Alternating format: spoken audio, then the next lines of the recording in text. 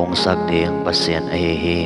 ema ina chika tua Apolos in tuipuak a pasien in khang sakhi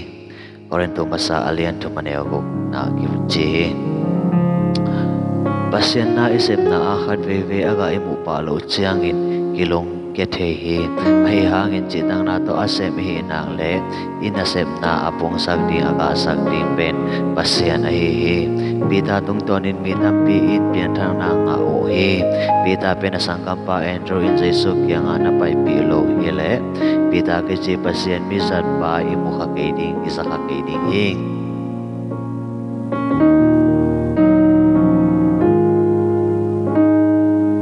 Andrew in Jesus yang apai pi mi bangsa takatbek pita beki apong sakagasak pasien ahihi Edward Kimball in Sunday school na pangkat hazito kimosaki khatbek hi to khatbek tungtonin mi tul sa tampiin Jesu yang sono hi na pang papen DL Moody ahihi apong sakagasak pen pasien ahihi a pastor pau tuhil siam salawlo o ahi manin upate punpunuhi khatang ching tuhil na pichin porpi sunga mi khat bek kibelap naw pang khat hitel thal son chin pastor pa zakin ken se uhi pastor pa in all mo pe umaloin chitak na to ni pi simin tuhil den vevehi